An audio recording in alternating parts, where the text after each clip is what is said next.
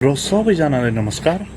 आजको भिडियोमा विशेष गरी हजुरहरूको लागि मैले जस्तो कृषि गर्दै हुनुहुन्छ अथवा अर्ग्यानिक खेती गर्दै हुनुहुन्छ भने जुन अहिले हजुरहरूले सुन्नुभएको होला, विशेष गरी यो अर्ग्यानिक डिकम्पोजर जुन जति पनि हाम्रो कुहिएको चिजहरू छ, जति पनि फोहोरो चिजहरू छ, त्यो फोहोरो चिजलाई सडाउने, एकदमै सडाउने एक किसिमको ब्याक्टेरिया।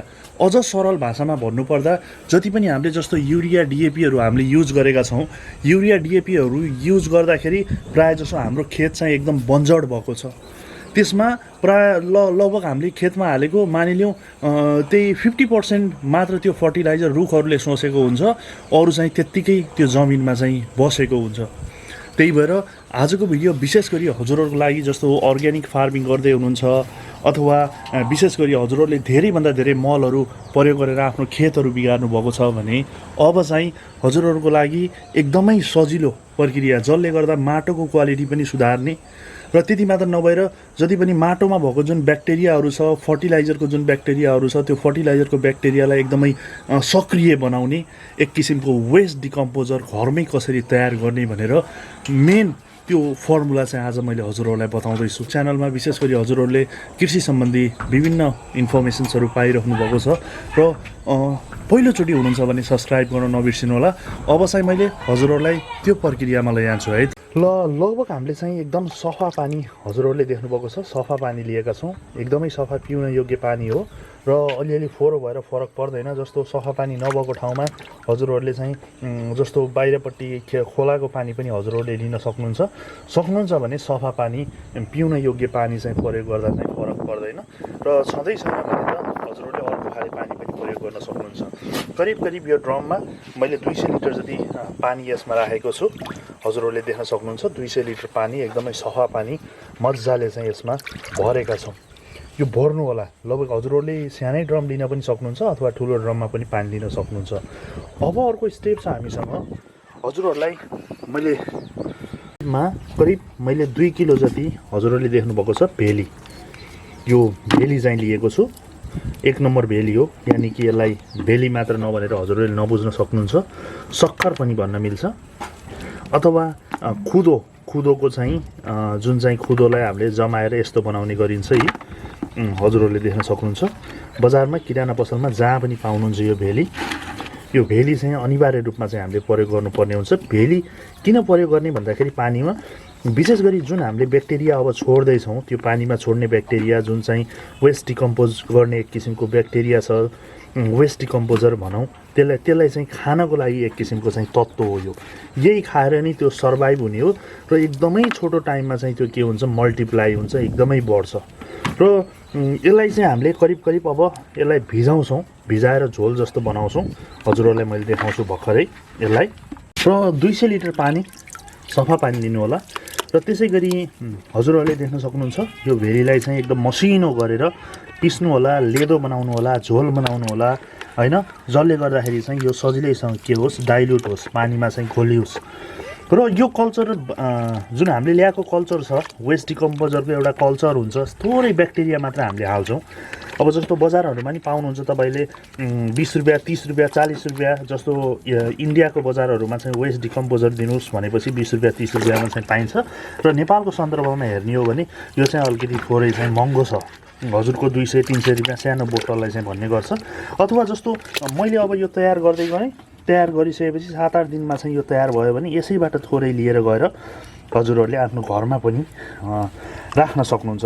र यसको अरू प्रक्रियाहरू पनि छ। पहिला सुरु मैले यसलाई चाहिँ एकदम यो भेलीलाई चाहिँ एकदम भेली यानि कि सक्कर यानि कि अब गुड भनेर नि बुझ्ने गरिन्छ नेपाली भाषामा। यसलाई चाहिँ मसिनो गरेर यसमा चाहिँ मोल्दैछु, हजुरहरूलाई देखाइरहेको छु मैले। र यो यही खाएर चाहिँ त्यो ब्याक्टेरियाहरू चाहिँ बाँच्ने गर्छ। र यो केमा प्रयोग गर्ने, के हो यो यस्तो सबै कुराहरू भन्ने त्यो सोचमा हुनुहुन्छ भने प्लिज तपाईँलाई मैले आउने दिनहरूमा सबै यसको रिजल्टहरू मैले आफ्नो तरकारीमा, घरको तरकारीमा राखेर पनि हजुरहरूलाई देखाउने छु। तपाईँहरू टेन्सन नलिनुहोस्। हो रहेछ भन्ने चाहिँ तपाईँहरूलाई भान भयो, तपाईँहरूलाई फरक पर्यो, त्यस्तो चेन्ज आएको देख्नुभयो भने चाहिँ तपाईँहरूले पनि आफ्नो घरमा यो चाहिँ विधि प्रयोग गर्न सक्नुहुन्छ। र यसलाई चाहिँ मैले डाइल्युट गर्दैछु, मोल्दैछु, देख्नुभएको छ। र यहाँनिर देख्नुभयो तपाईँले जुन 2 किलो सक्कर थियो भेली गुड भनेर भन्ने गर्छ त्यसको झोल बनाइसकेको छु मैले। यो झोललाई हजुरहरूले अब यसमा चाहिँ मैले मिसाइदिएँ। यो चाहिँ त्यो ब्याक्टेरियाको लागि खाने चिज चाहिँ हो। हजुरहरूलाई देखाइरहेको छु मैले यो पुरा मिक्स गरिदिइसकेँ।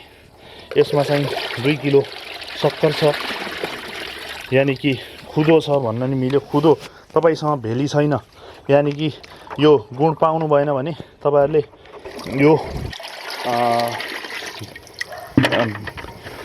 हजुरहरूले यो गुण पाउनु भएन अथवा यो भेली पाइएन भने तपाईँको गाउँघरतिर चाहिँ खुदो पाइन्छ भने त्यो खुदो पनि हजुरहरूले यसमा चाहिँ युज गर्न सक्नुहुन्छ मजाले। र यसलाई चाहिँ पुरै डाइल्युट गरिदिएको छु। जहिले पनि यसरी तयार गर्दाखेरि राख्ने चाहिँ घाममा भन्दा पनि एकदम छाहारीमा राख्नु चाहिँ पर्ने हुन्छ। हजुरहरूले एकदम छाहारीमा राख्नुपर्ने हुन्छ। हजुरहरूले देख्नुभएको छ यही पुरै यो चाहिँ डाइल्युट भइसक्यो, यो घोलिसक्यो। यो एकदम सफा पानीमा चाहिँ हामीले प्रयोग गरिरहेछौँ। हजुरहरूलाई वेस्ट डिकम्पोजर जेमा नि हाल्नुहोस् कि यो एकदम दबाई नै हो। एकदम मलको नि काम गर्छ। माटोमा भएको जति पनि फर्टिलाइजर छ त्यो फर्टिलाइजरलाई रुखहरूमा लैजानको लागि काम गर्छ। हजुरहरूले पातमा स्प्रे गरिदिए पनि भयो अथवा कुनै पनि बिरुवाको बोट बिरुवाको तलपट्टि राखिदिए पनि भयो। र यो कहिल्यै पनि सकिँदैन जब यसमा ब्याक्टेरिया हालेपछि। हामीले निकाल्छौँ, युज गर्छौँ। युज गरिसकेपछि फेरि यसमा थोरै सक्कर मात्र हाल्नुपर्ने हुन्छ। यसमा ब्याक्टेरिया हुन्छ। यो बने कि बनेन भनेर कसरी थाहा पाउने भन्ने कुरा हुन्छ। यो पुरै जाँड जस्तो स्मेल आउँछ। अब मैले यसमा मिसाउँदैछु, हजुरहरूले हेर्दै जानु। यहाँनिर मैले चाहिँ जुन मदर कल्चर चाहिँ ल्याइसकेको छु हजुरहरूले देख्न सक्नुहुन्छ। वेस्ट डिकम्पोजरको मदर कल्चर मात्र 200 लिटर पानीमा हजुरहरूले आधी लिटर मात्र राखेको हुन्छ। आधी लिटर भनेको नि म्याक्सिमम हो। यो प्योर कल्चर चाहिँ होइन, जस्तो प्योर कल्चरबाट चाहिँ बनाइएको धेरै दिन राखेर बनाइएको चाहिँ कल्चर हो। यसमा पनि ब्याक्टेरिया छ। करिब आधी लिटरभन्दा बढी चाहिँ यसमा चाहिँ हामीले हाल्छौँ। र यसको स्मेल चाहिँ एकदम पुरै जाँड जस्तो स्मेल छ। र करिब 7 दिनमा चाहिँ यो वेस्ट डिकम्पोजर चाहिँ तयार हुन्छ। हामीले आफ्नो बाली नालीमा चाहिँ सजिलैसँग प्रयोग गर्न सक्छौँ। र यसलाई चाहिँ हामीले अब यसमा मिसाइदिएका छौँ। हजुरहरूले हेर्न सक्नुहुन्छ। र यो पुरै रक्सी जस्तो जाँड जस्तो सेन्ट चाहिँ हुन्छ यो वेस्ट डिकम्पोजर। र यसलाई राख्दाखेरि जहिले पनि शीतलमा चाहिँ राख्नुपर्ने हुन्छ। र यसलाई चाहिँ यो यो राखिसकेपछि चाहिँ अब करिब यसलाई चलाउनु पर्ने हुन्छ। र यसलाई चाहिँ अब मजाले यसरी चाहिँ चलाइदिनु पर्ने हुन्छ। र विशेष गरी यसमा चाहिँ घाम भन्दा पनि छाहारीमै राखेका छौँ हामीले। यो माथिबाट चाहिँ ढक्कन लगाइदिन्छौँ। र यसरी यसमा चाहिँ हामीले सक्कर हाल्यौँ। र त्यसै गरी वेस्ट डिकम्पोजरको जुन मदर कल्चर छ त्यो मदर कल्चर पनि हामीले हालिसकेका छौँ। र यो करिब अब 7 दिनमा चाहिँ तयार हुन्छ। 7 दिनमा तयार भइसकेपछि यो तयार भएको जुन सल्युसन छ हामीले रुख बिरुवाहरूमा पनि छर्न सक्छौँ, बोटहरूमा नि छर्न सक्छौँ अथवा जरामा नि हाल्न सक्छौँ। र यसका अरू आउने दिनहरूमा अरू फाइदाहरू पनि देखाउनेछु। र यो तयार भयो भन्ने कसरी थाहा पाउने भन्दाखेरि यो एकदम जाँड जस्तो चाहिँ गनाउँछ। 7 दिनपछि पुरै एकदम जाँड जस्तो यसबाट चाहिँ मजाले स्मेल आउँछ। त्यो स्मेल आइसकेपछि करिब यो रेडी भइसक्यो भनेर चाहिँ हामीले बुझ्नुपर्ने हुन्छ। र यसलाई चाहिँ हामीले अब पुरै छाहारीमा राख्छौँ। छाहारीमै छ यो, हजुरहरूलाई देखाइरहेको छु मैले। माथिबाट केही नपरोस् भनेर अलिकति यसलाई चाहिँ हामीले थोरै ढाकिदिएका छौँ। हजुरहरूले पनि ढाकिदिन सक्नुहुन्छ। र छाहारी भित्रै राख्नु होला, घाम पर्न नदिनु होला, अलिकति छाहारीमै राख्नु होला। र करिब 7 दिनपछि चाहिँ फेरि हेर्नेछौँ र राख्दाखेरिको भिडियोहरू फेरि लिएर आउनेछु।